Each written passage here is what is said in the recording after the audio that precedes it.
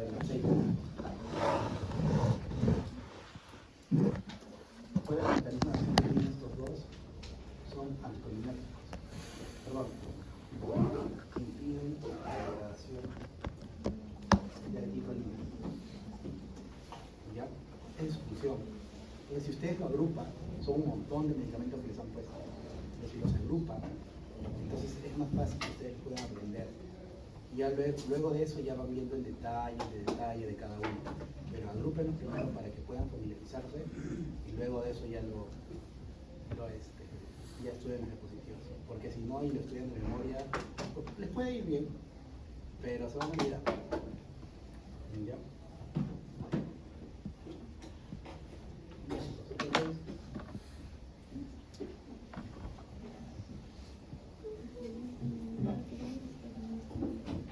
A los que no llamé al final, me hacen acordar para tomar mi tiempo.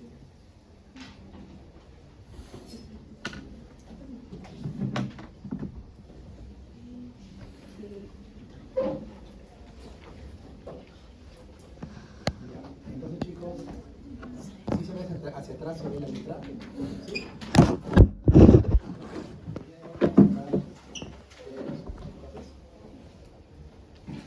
El día de hoy vamos a hablar de interacciones farmacológicas. ¿Ya? Para hablar de interacciones farmacológicas, primero tenemos que saber cuál es la definición de una interacción farmacológica. Tenemos un fármaco A y un fármaco B. ¿Ya? La sumatoria de estos dos medicamentos va a ser igual a una interacción. ¿Ya? Es decir, va a ser el efecto resultante de la interacción farmacológica o del resultado farmacológico de dos medicamentos administrados en un mismo paciente. ¿Ya? Y estas interacciones farmacológicas pueden ser. Y estas interacciones, no te preocupes, pasa, no hay problema. Y estas interacciones farmacológicas pueden ser de dos tipos. Pueden ser farmacocinéticas o pueden ser farmacodinámicas. ¿Ya? Pueden ser interacciones farmacológicas que pasan a la farmacocinética, es decir, que son secundarios a una interacción en la función, a una interacción en la distribución, en una interacción de metabolismo o de excreción, que le llaman ADME, interacciones ADME. ¿Ya? O pueden ser farmacodinámicas, es decir, resultado del propio mecanismo de acción del medicamento. La múltiple y la variedad de interacciones farmacológicas que existen hacen a veces un poco o bien difícil identificar cuándo o prevenirlas antes de que sucedan. Es por eso que existen herramientas.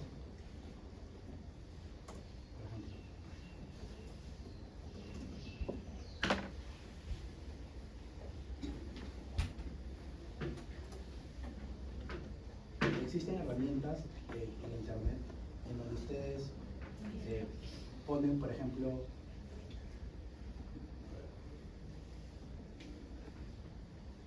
van poniendo, por ejemplo, el nombre del medicamento que están dando al paciente.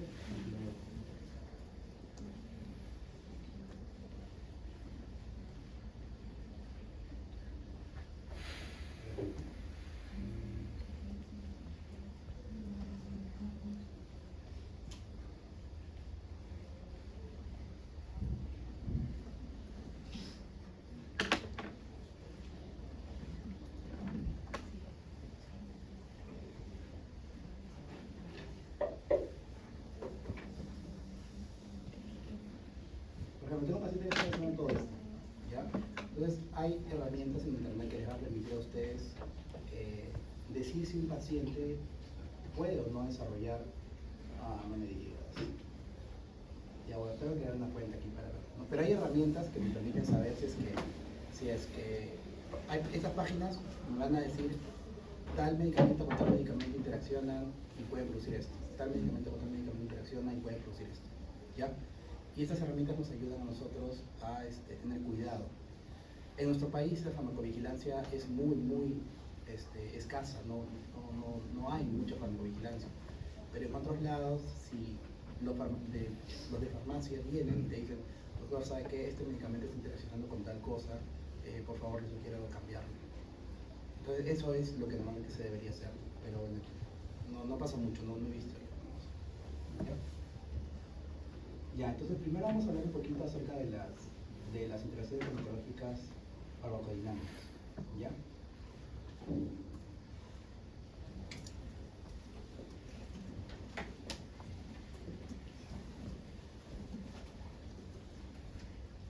Ya. Las interacciones farmacodinámicas pueden ser positivas o pueden ser negativas. ¿Qué quiere decir?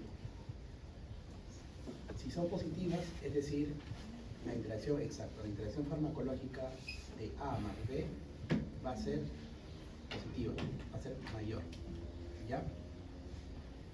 ¿Y qué quiere decir negativa? Que la interacción farmacológica de A más B va a ser menor, ya, o sea, el efecto farmacológico va a ser menor.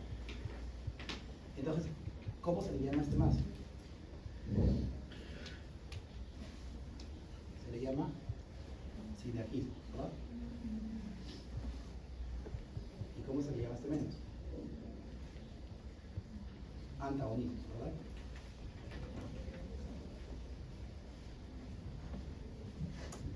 ¿Cuántos tipos de sinergismo conocen?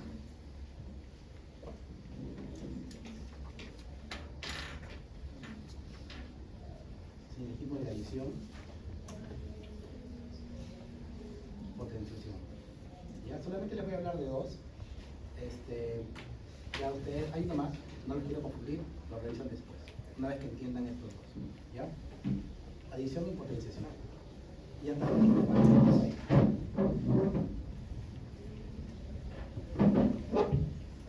Son dos, ¿verdad? Competitivo, no competitivo. Ah, y uno, bueno, se llama fisiológico o funcional.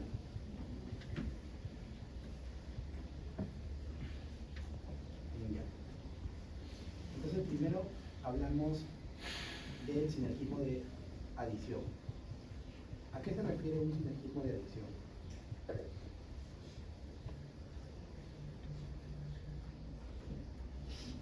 Que el efecto farmacológico resultante va a ser igual a la suma del efecto farmacológico independiente de cada medicamento que se le va a dar. Ya, entonces les voy a dar un número, por ejemplo. Aquí la fórmula va a ser 2 más 2 va a ser igual a 4. ¿Ya? Medicamento 1, 2. Medicamento 2, 2. Y el efecto farmacológico va a ser 4. Es decir, la suma independiente de ambos efectos farmacológicos va a ser igual a un efecto mayor. ¿Y cómo será entonces potenciación?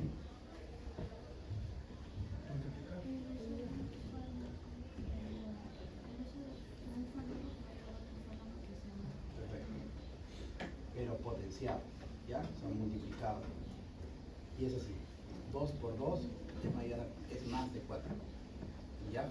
Para que lo puedan entender más rápido.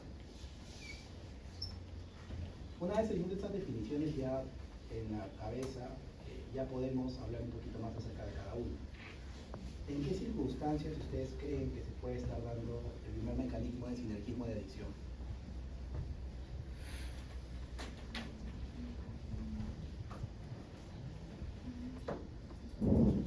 No sé si alguno de ustedes le han detectado el Helicobacter pylori, por ejemplo.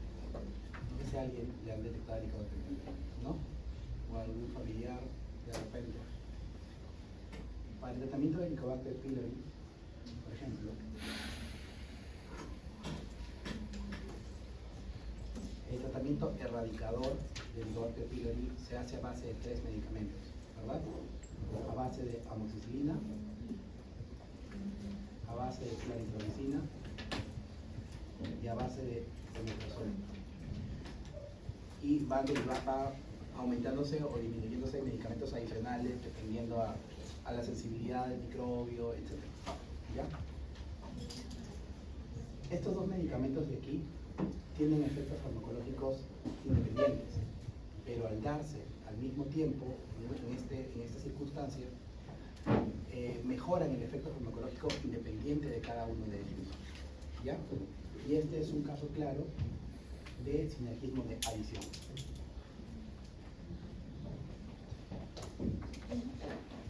Por ejemplo, otro ejemplo. Tengo un paciente con rinitis alérgica.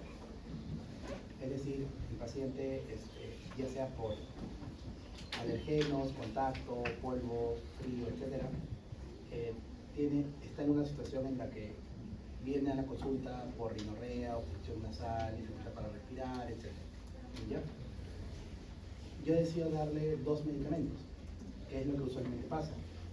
Le damos un antihistamínico asociado a otro medicamento. Por ejemplo, puede ser pseudoefedrina, imaginamos. ¿Ya?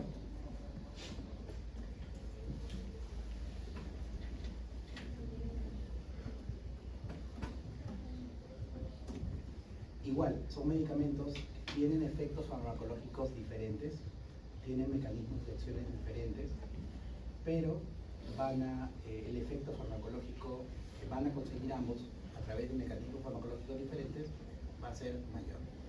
¿Ya? Es otro ejemplo de sinergismo de adición. ¿Ustedes tienen algún ejemplo para darme de sinergismo de adición adicional?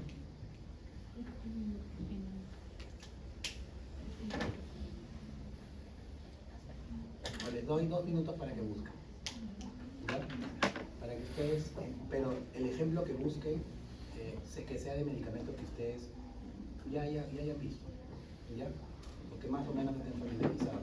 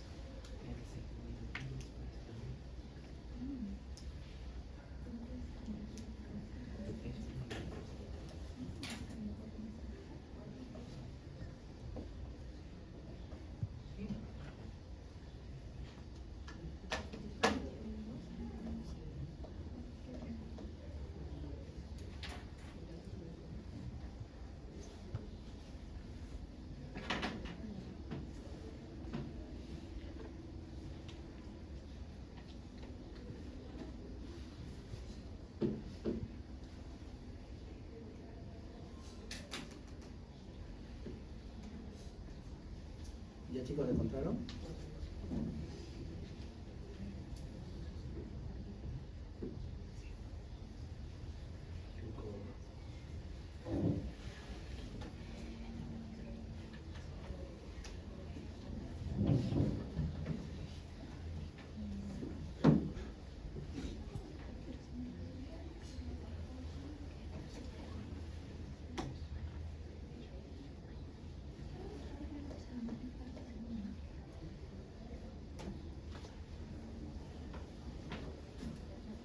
Doctor, yo un ejemplo de dolor crónico que junta los opioides con los antidepresivos tricíclicos y analgésicos. Ya, perfecto. Entonces,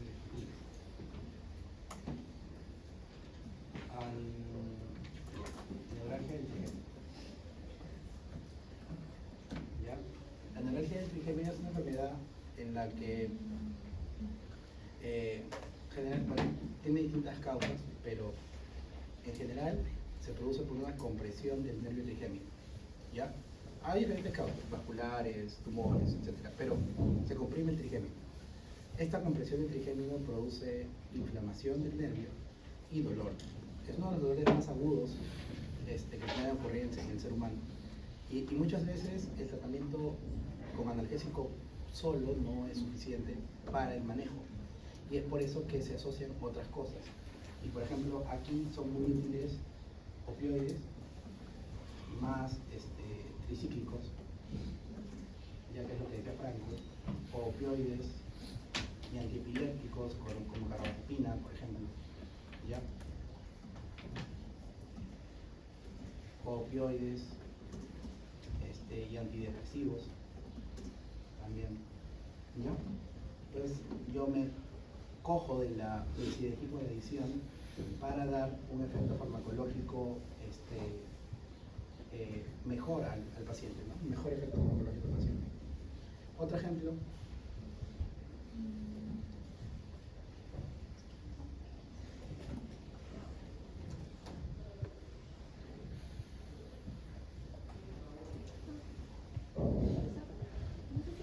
Sí, bueno, pero en este caso mencionan que como el efecto analgésico como tal utilizaban el fármaco, la aspirina y el acetaminofén.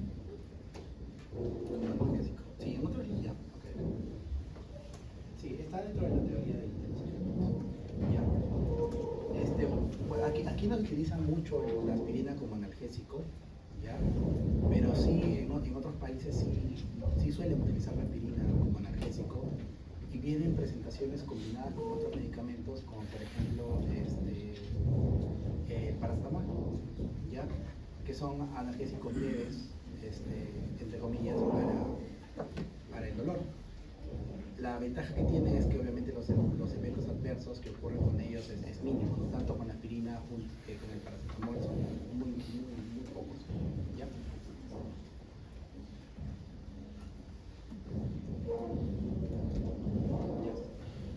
Ya. Ahora vamos a potenciación.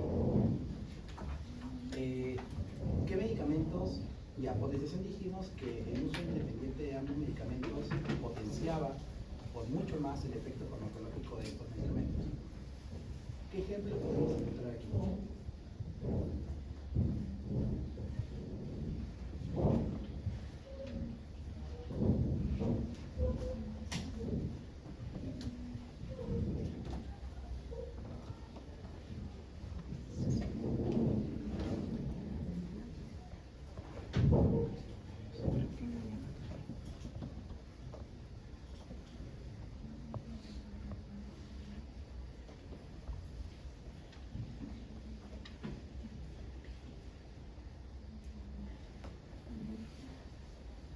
¿Qué ejemplos podríamos encontrar aquí?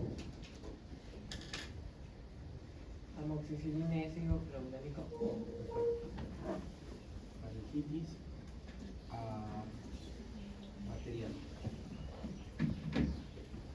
Ejemplo, ¿ya? Porque no es la única indicación. Son múltiples, pero es una, ¿ya?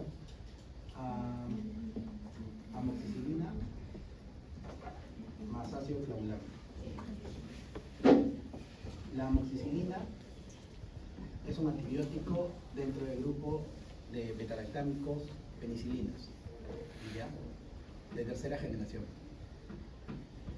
Su mecanismo de acción es inhibir la pared de las bacterias, inhibe la formación de pared bacteriana, del peptidoglicano de los gram positivos.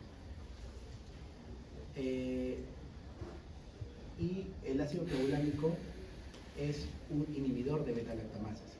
Lo que hace es inhibe a las enzimas que producen los microorganismos, que normalmente estas enzimas es un mecanismo de defensa del microorganismo para que pueda el microorganismo romper al fármaco. Entonces el ácido clavulánico lo que hace es inhibe esas enzimas para que el medicamento pueda hacer su efecto farmacológico, ¿ya? Entonces el uso de ambos medicamentos, de la amoxicilina más y el ácido clavulánico, va a dar un efecto potenciado, farmacológico potenciado, en los resultados clínicos de los pacientes tratados con estos medicamentos. Ya, muy bien. ¿Qué más?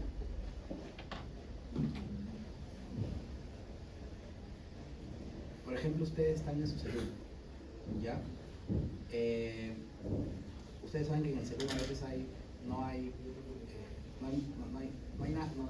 nada, pero solamente hay vía oral generalmente, Ya intravenoso hay, pero en muy escasas circunstancias, no siempre hay, ¿ya? Entonces, les viene un paciente con dolor severo. Imagínense que es un paciente que ya ha tenido dolor de diente, pero que lo ha dejado pasar, se ha infectado y ya tiene todo un absceso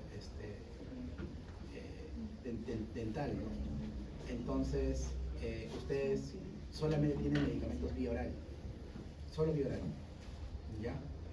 ¿Qué decidirían hacer para calmar el dolor si el paciente viene por emergencia por incremento del dolor y fiebre? ¿Aspirina? ¿Solamente con aspirina lo manejan? ¿Con paracetamol? Me echaría a combinar todas las cosas, ¿no? Ya, paracetamol, ¿qué más podrían combinar? Por ejemplo, paracetamol y ibuprofeno, ¿verdad? Cada uno tiene efectos farmacológicos, pero que si los doy, el efecto analgésico va a ser mucho mayor, ¿verdad? Perfecto. ¿Qué más? El ejemplo acá más utilizado es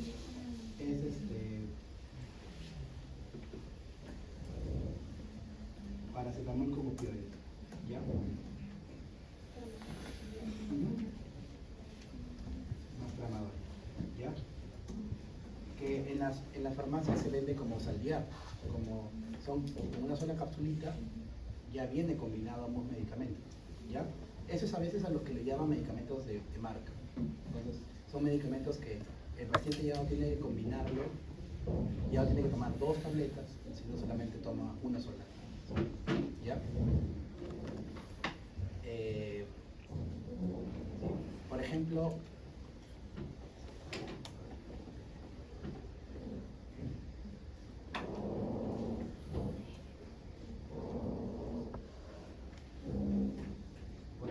para la diabetes, que es bien famoso, es el de aquí.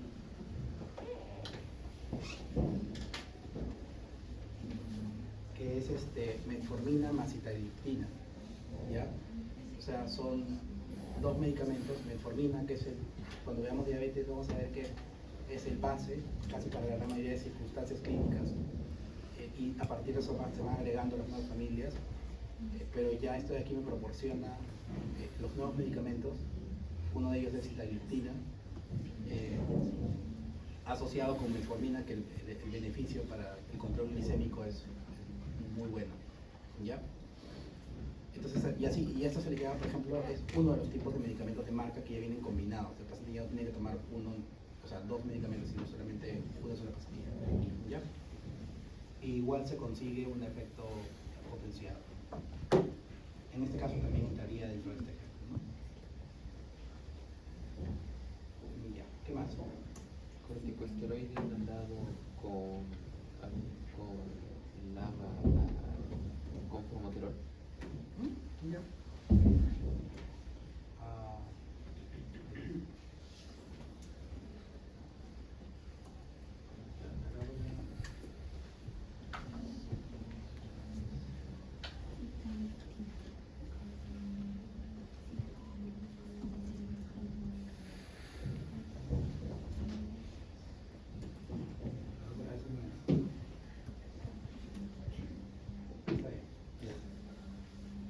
Los nombres ya. Entonces, por ejemplo, es que hay budesonida, bupropion, buspirona, hay un montón con bu, entonces a veces se cruzan la información. Ya. Para asma, por ejemplo, también puede ser útil. Antes, o sea, me refiero a pre-pandemia, o sea, 3, 4 años antes, primero, cuando veamos asma también vamos a ver, primero se iniciaba beta-2 agonista y luego, si el paciente no respondía a las 4 o 8 semanas en el control, recién se agregaba el corticoide inhalado. Pero ahora, ya la guía del año pasado ha incorporado el uso de corticoide inhalado junto con al beta-2 agonista al mismo tiempo, ¿ya? Y eso tiene una razón, que el corticoide inhalado permite un aumento de la expresión de receptores beta-2 y el aumento de la expresión de receptores beta-2 permite que el beta-2 agonista sea más potente, ¿ya? Entonces también es un claro ejemplo el paciente con asma. Ahora ya se inicia a ambos. Viene un paciente con asma, ustedes le diagnostican asma de frente, beta 2 agonista más corticoide, inhalado. Inhalado, ¿ya?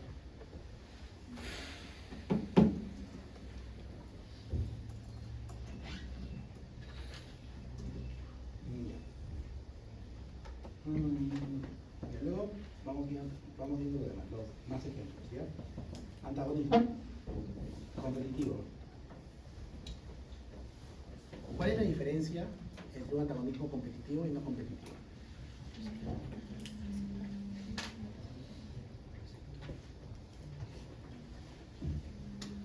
El competitivo, por el propio nombre lo dice, a veces la similitud química o la similitud físico-química de las moléculas permite que éstas tengan afinidad por un receptor único, ¿ya?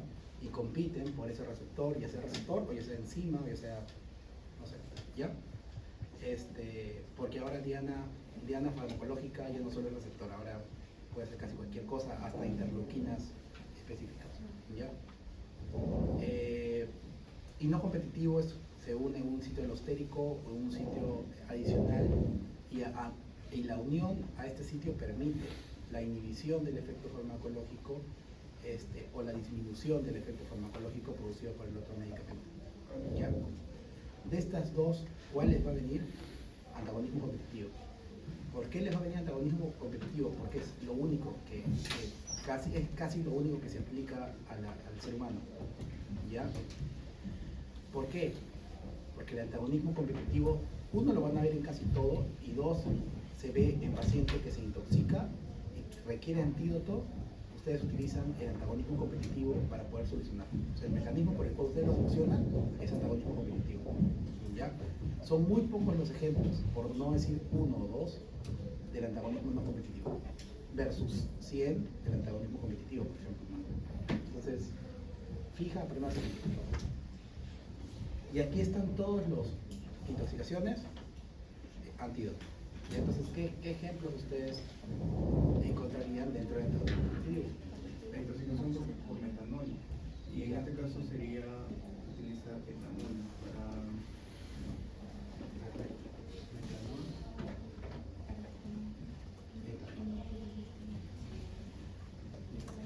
Gracias. ¿Qué más? Opioides y naloxona.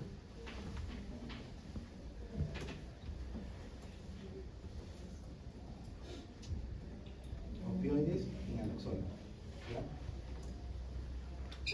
¿Qué más?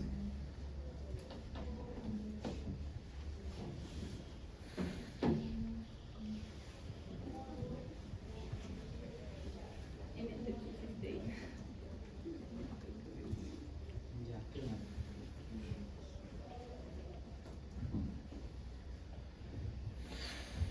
Cuando veamos la práctica, vamos a ver un poquito todavía no han visto eficacia y potencia, ¿ya? O sea, no, todavía no han visto la curva de eficacia y potencia, recién lo van a ver en esta práctica de aquí. Entonces, cuando tengamos la práctica, vamos a ver que las curvas de eficacia y potencia se van a alterar en el caso de los antagonismos. Entonces, eso también tiene que aprenderse. Aparte de aprenderse los ejemplos, también tiene que aprenderse que uno modifica la eficacia y otro modifica la eficacia y la potencia. Ya lo vamos a ver cuando veamos eso. ¿Qué más? ¿Otro ejemplo? Muy bien.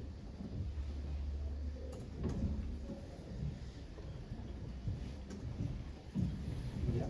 Esto de aquí sí me interesa que sepan, ¿ya? ¿Cuál es el mecanismo de acción de las benzodiazepinas?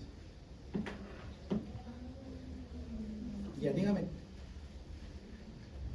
4 benzodiazepinas, mínimo. Porque eso sí está esta semana. Ya. Ya midazolam. Diazepam. Aprazolam. Ya. Apréndanse los nombres de las benzodiazepinas. ¿Ya?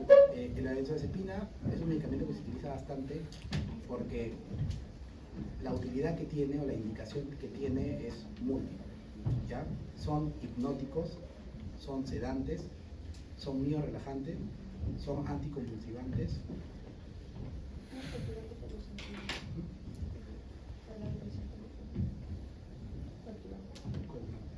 ¿Ya?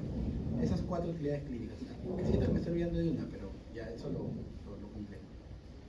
¿El mecanismo de acción que tiene cuál es? Ya. Alprazolam, clonazepam, midazolam, ya. Diazepam. Al menos esos 4. Lorazepam. ¿Qué más es eso? Ya, esos 5. Mecanismo de acción. ¿Ya qué hace la doctora Gaba? La apertura y hiperpolariza Perfecto. Ya.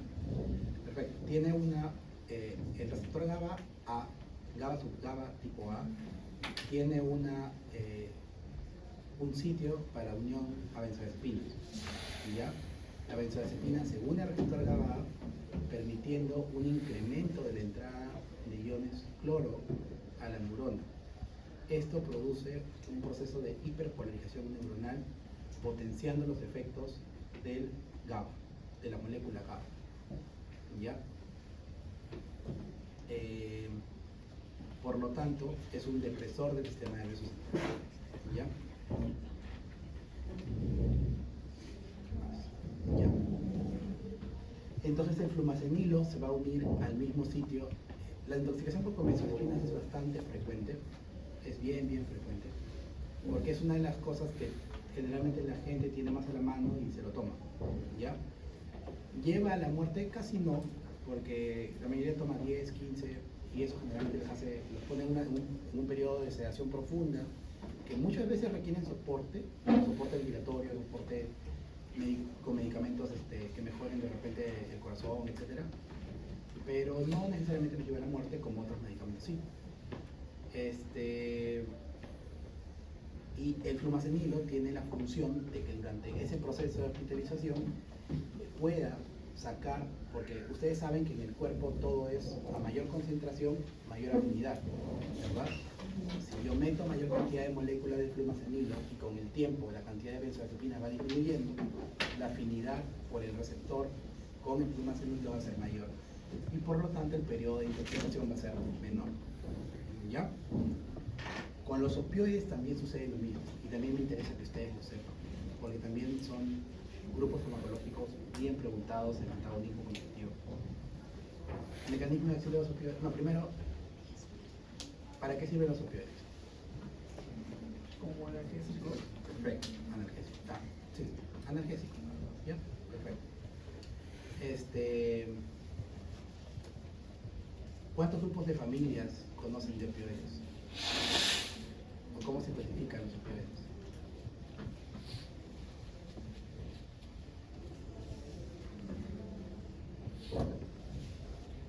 Opioides débiles, opioides parciales y opioides totales.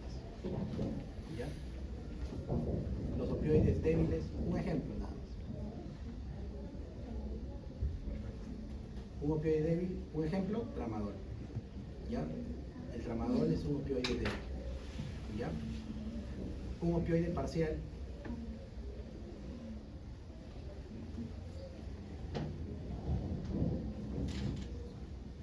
Bupremorfina. ¿Ya? Es un opioide parcial, es decir, no logra acoplarse a todos los receptores opioides, sino solamente a una parte. ¿Ya? Y opioides totales,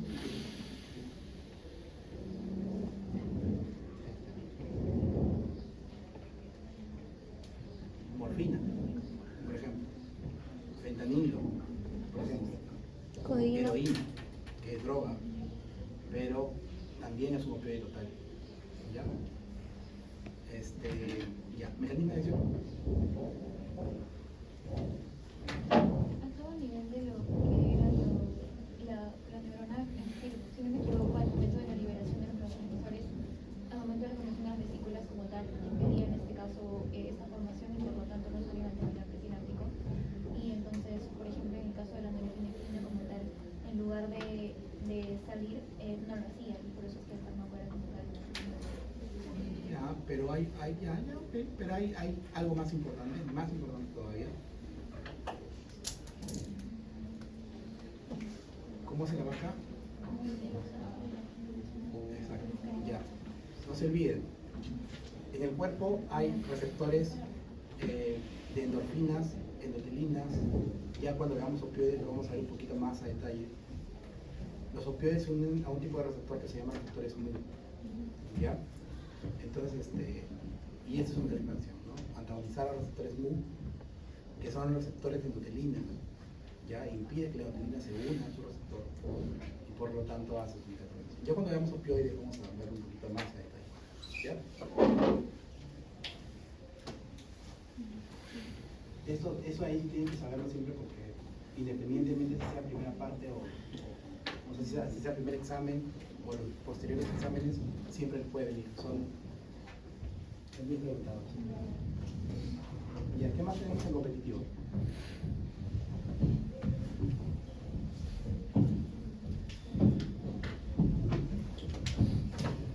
Órganos perforados y atropina. ¿Ya? Eso también preguntan un montón. Y eso le van a preguntar siempre. ¿Cuál es el mecanismo de acción del órgano fosforado? Y al inhibir la acetilcolinesterasa, por lo tanto, permite que haya mayor cantidad de acetilcolina durante perfecto. Y hace atropina.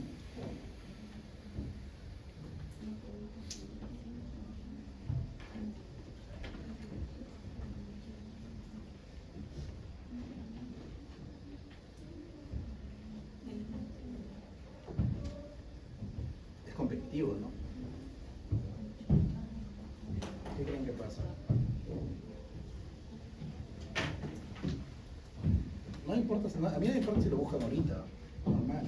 Mientras no lo busquen en el examen, no hay problema. Lo pueden buscar. Compite con acetilcolina. Con la acetilcolina por ya, por ahí va, muy bien. ¿Qué más? ¿Algo más específico?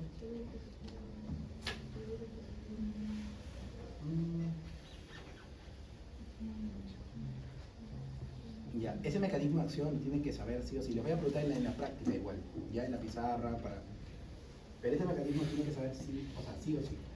¿Ya?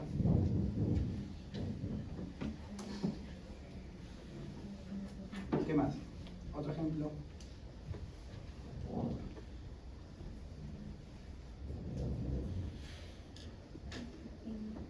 Yo creo que esos son los más importantes. Ya. En no competitivo, les voy a dar algunos ejemplos, ya, pero como les digo, no es tan frecuente que pregunten.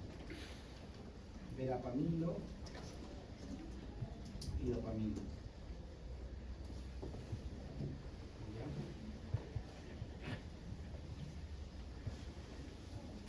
Ya, el verapamilo es un calcioantagonista.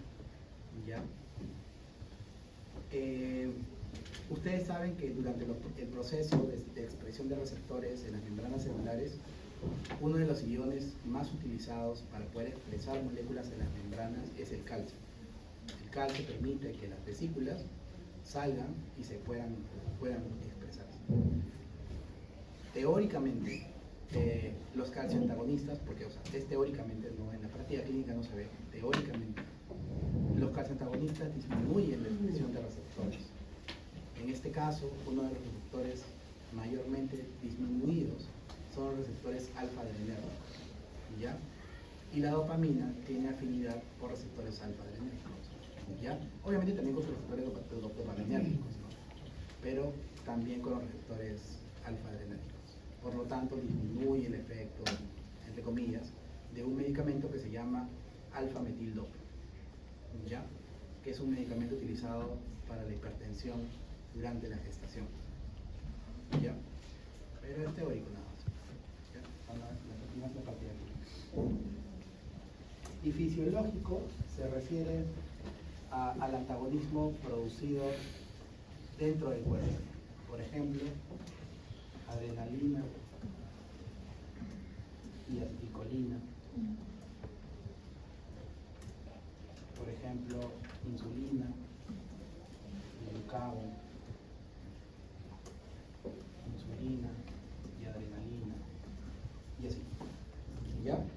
Son fisiológicos, funcionales. que con una adecuada homeostasis pueden mantener armonía. ¿Ya? Ya, entonces hasta ahí está clara la parte de...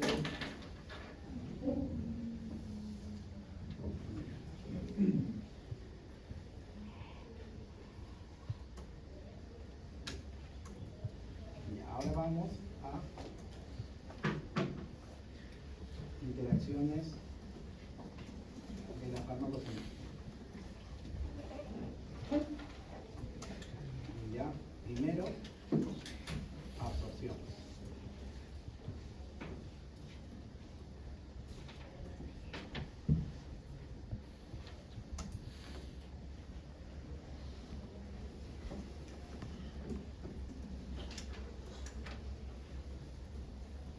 Ya, factores que afectan la absorción. Tenemos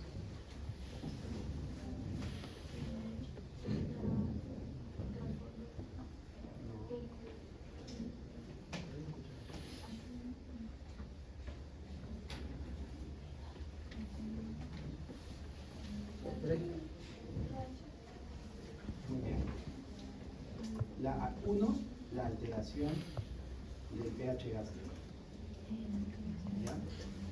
Aquellos medicamentos que alteran el pH gástrico muchas veces suelen disminuir la activación de otros medicamentos. ¿Ya?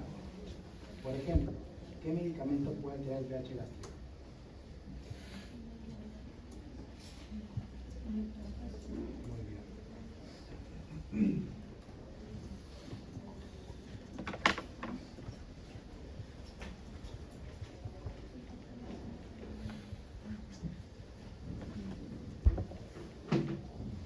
Ya. Entonces, por ejemplo, los inhibidores de la bomba de protones. ¿Ya? Los inhibidores de la bomba de protones, el más conocido es el omeprazol, pero hay muchos otros más. ¿Ya? El omeprazol logra aumentar el pH gástrico, es decir, cambiar el estado de un estado de pH 1.5, 1 o hasta 2, llevarlo a 2.5 o 3 de pH. ¿Ya? ¿Y cuál es el problema? Que hay algunos medicamentos que necesitan un pH ácido para poder ejercer su mecanismo de acción. ¿Ya? Por ejemplo, ¿qué medicamentos lo necesitan? Un medicamento llamado ketoconazol. ¿Ya? Altera la absorción de ketones.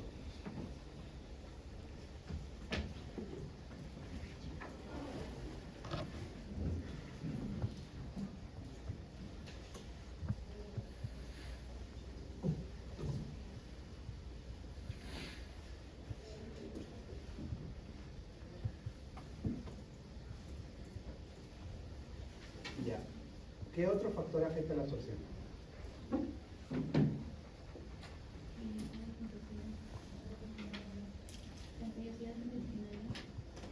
Ya, ya. Pero otro factor antes.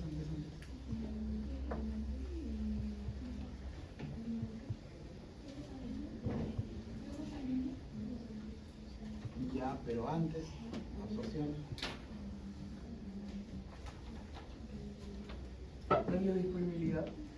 La biodisponibilidad de los fármacos. La farmacoquímica del medicamento. La irrigación.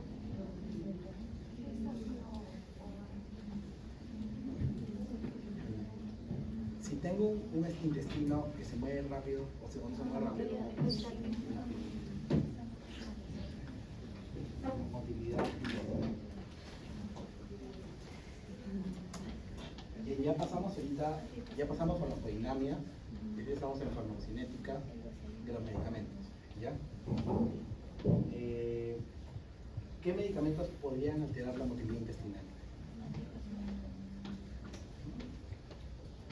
O al revés, ¿no? Procinéticos. Y aquí le voy a poner espasmolíticos. Procinéticos, por ejemplo. Hay medicamentos que aumentan la motilidad intestinal. ¿Ya? ¿Y en qué circunstancias se utilizan? en aquellas circunstancias en las que el paciente esté estreñido por mucho tiempo, por ejemplo. ¿Ya? ¿En qué otras circunstancias se utiliza? En aquellos pacientes, por ejemplo, que han sido intervenidos quirúrgicamente y por la anestesia o por X razones aún no recuperan su hábito intestinal adecuado. Utilizan medicamentos que aumenten el calcio intestinal con la finalidad de que puedan, entre comillas, ir al baño, ya que normalmente es para lo que se utilizan. Y entre los procinéticos, ¿qué medicamentos son importantes? Uno que se llama metoclopramida. ¿Ya? Es un medicamento bastante utilizado, ¿ya? Y bastante preguntado también. Pero la metoclopramida puede alterar la absorción de algunos medicamentos cuando se le da junto con otros. Entonces tienen que tener cuidado. Igual con los profiolíticos también sucede, ¿no? Por ejemplo, diosina es otro medicamento bastante utilizado. Generalmente, no sé si cuando le han tenido dolor de estómago o han tenido dolor abdominal, les han dado buscapina, diosina o algún otro medicamento parecido, que son espasmolíticos, ¿no? O sea, lo que hacen es paran los espasmos del intestino, pero por su contraparte es disminuir también el calcio intestinal. ¿Ya?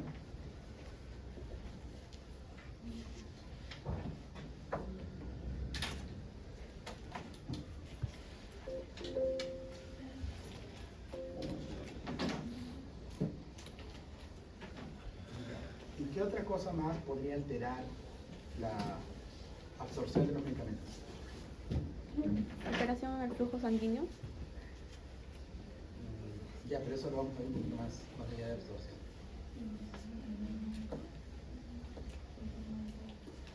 Alimentos, perfecto. La presencia o ausencia de alimentos. No sé si cuando han ido a o cuando han acompañado a un familiar en la consulta, algunos médicos dicen, eso tiene que tomarlo después de alimentos, eso tiene que tomarlo antes de alimentos, porque hay alimentos que pueden alterar la absorción de ciertos medicamentos. ¿Ya?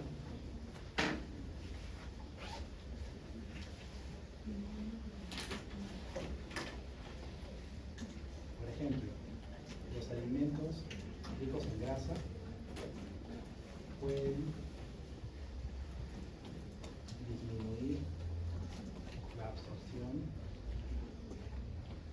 de un medicamento utilizado para la reabsorción ósea en pacientes con osteoporosis, que se llama alendronato. Ya es por eso que tiene que tomarse sueldo, ya voy a ayuda. Ya, entonces esa es absorción. Ahora vamos a distribución.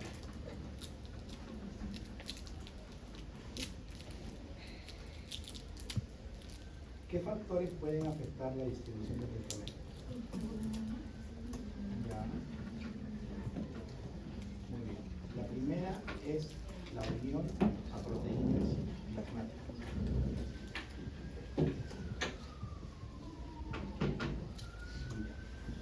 ¿Y qué más podría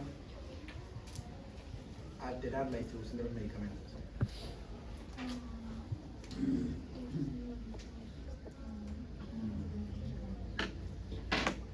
Ahí no les estoy poniendo ejemplos porque eso es casi para todos.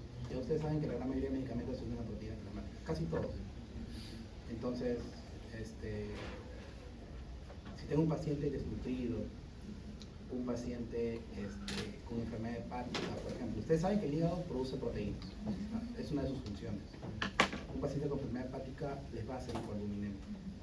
Un paciente desnutrido les va a hacer hipoalbuminemia. Un paciente nefrópata va a perder albúmina por el riñón, por la orina, y va a hacerles hipoalbuminemia. Entonces, cualquier circunstancia que haga pérdida de albúmina, los fármacos van a distribuirse de manera inadecuada. No siempre, pero... ¿Qué más? ¿Qué otro factor puede alterar la distribución? La concentración de proteínas. Ya, eso ya está. ¿Qué más? ¿Otra cosa? La concentración del fármaco. Otra.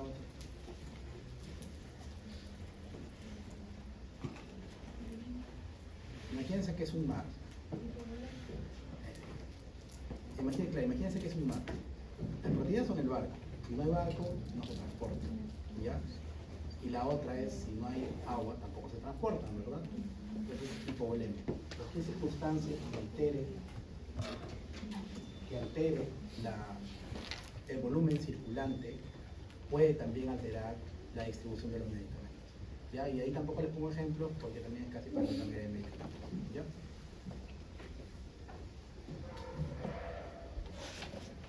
Metabolismo.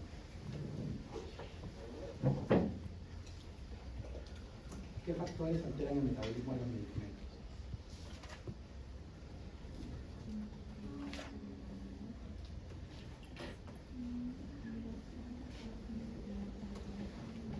La cantidad de citocromo. Las enzimas. Ya, daño hepático, ya.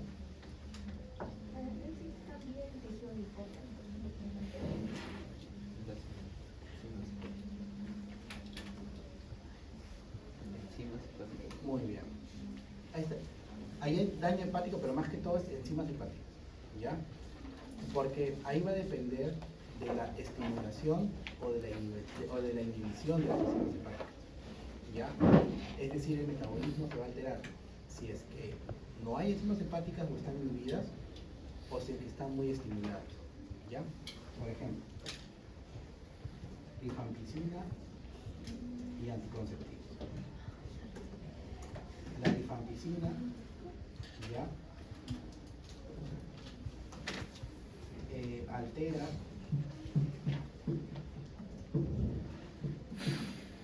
la síntesis de citocromo P450 y disminuye la biodisponibilidad de los anticonceptivos. Por lo tanto, ya el efecto farmacológico de los anticonceptivos orales disminuye.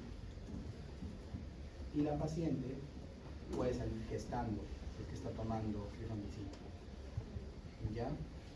O utilizan otro método anticonceptivo que no sea, por ejemplo, el oral, o aumentan la dosis de anticonceptivo que están dando. ¿Ya? ¿Se acuerdan la semana pasada que les dije que aprendieron los citocromos?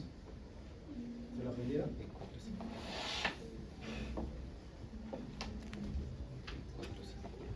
Y aquí yo creo que había uno.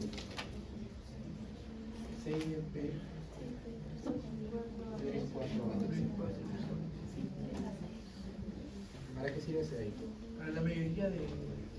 O sea, sí es casi la mayoría de... Ya, pero lo más importante, tenemos, siempre cuando hablamos de citocromo, hablamos tanto de inductores y de inhibidores, ¿verdad? Ya, y ese IF341. Este el doctor Saba le gustaba preguntar. Le gustaba preguntar su jugo de toronja. De verdad. ¿Qué más?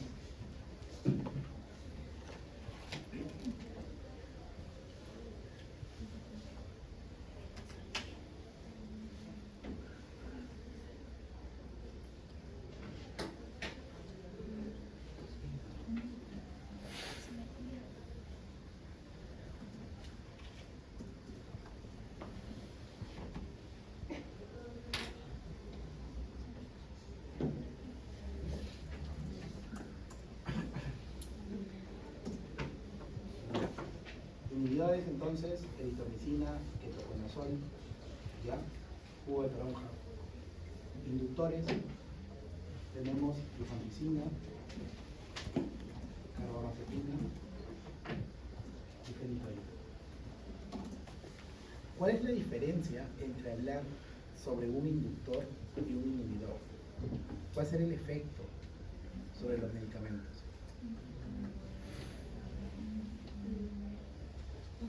Los inhibidores son que aumenta el metabolismo. Entonces hace que se degrade más rápido el fármaco. Y no hay efecto farmacológico. Ajá. Entonces los inhibidores, en el contrario, que el metabolismo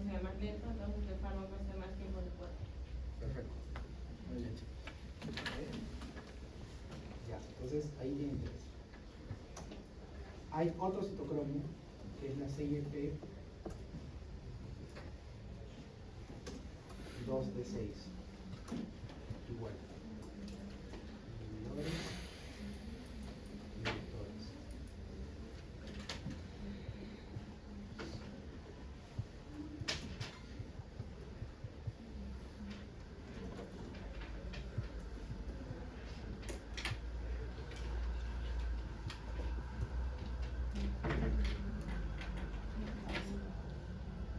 Les voy a ir resaltando por familias, ¿eh?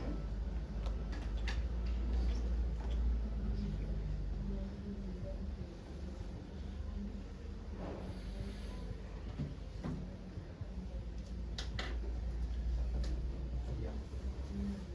De este grupo enzimático de citocromos, inductores se desconocen y inhibidores, estos dos son los más importantes, que es fluoxetina y paroxetina, que son antidepresivos.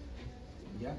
Las fluoxetinas está entre el grupo de antidepresivos selectivos de la recaptación de serotonina, ¿ya? Y la paroxetina es un dual, o sea, inhibe tanto serotonina como noradrenalina, ambos, ¿ya? Ya lo tienen.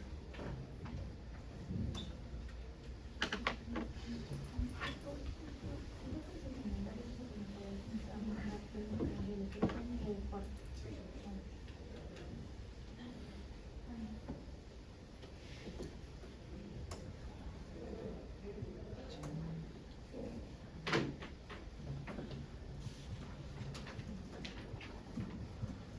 Ya. Del grupo enzimático 269 también tienen inhibidores y inductores. Los inhibidores vienen a ser amiodarona y gluconazol. Y los inductores tienen aquí a la rifampicina y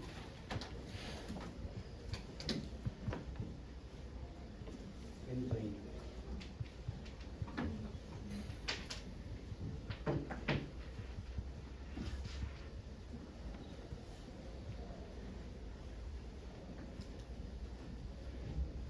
¿Ya?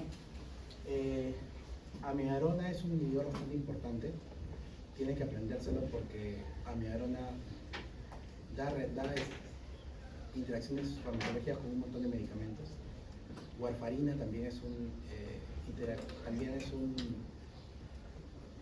medicamento importante que también interacciona con casi todos. Entonces también es muy de aprenderse. ¿Ya? Ya está. Y me faltaría la 1A2, y eso ya lo revisan ustedes.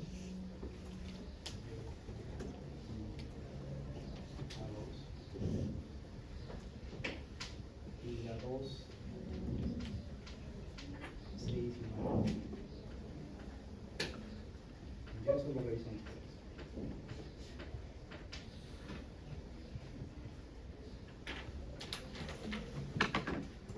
Y luego vamos a aquellos factores que alteran la excreción de los medicamentos.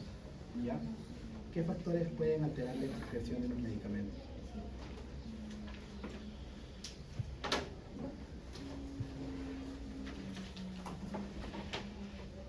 El pH.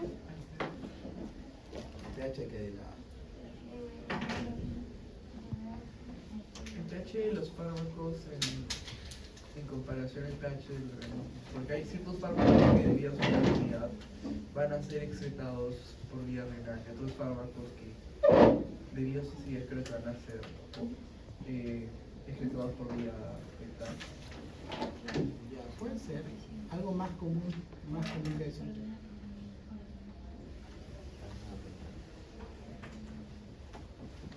Insuficiencia.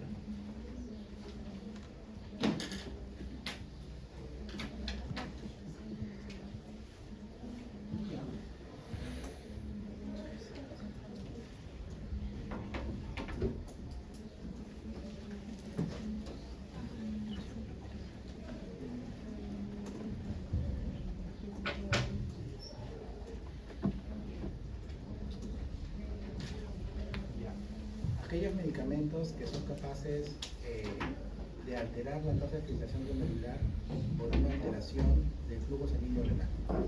¿Ya? ¿Qué medicamentos alteran el flujo sanguíneo renal? Ya lo hablamos en la clase anterior.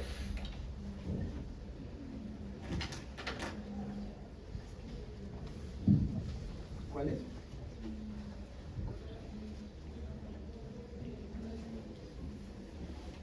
Los. Vainas. ¿Qué más?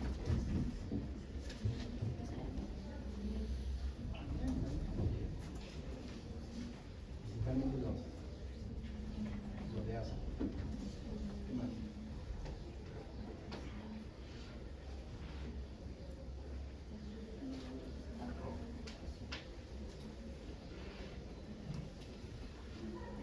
Ya, aunque el mecanismo de la amiloglicosis es más por necrosis tubular, ¿no? O sea, es por nefrotoxicidad del parénquima, más que por ella. ¿Cuál? Muy bien.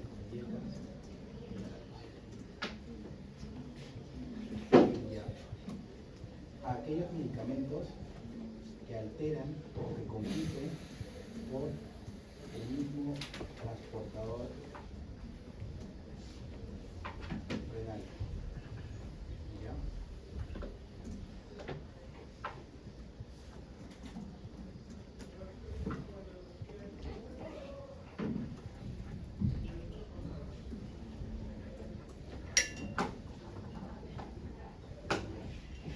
Y aquellos medicamentos que alteran el pH, sí, pero de la orina.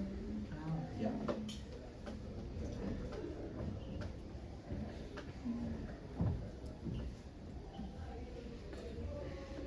Y es aquí. ¿Hasta ahí alguna pregunta?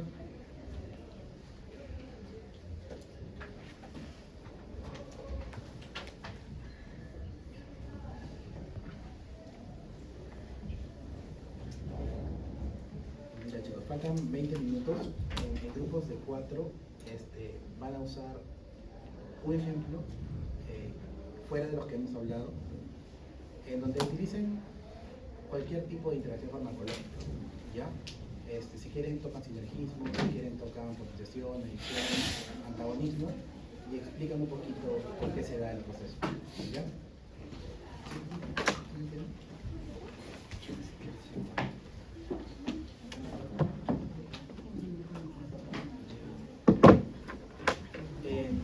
Sí, 10 minutos y luego salen al azar.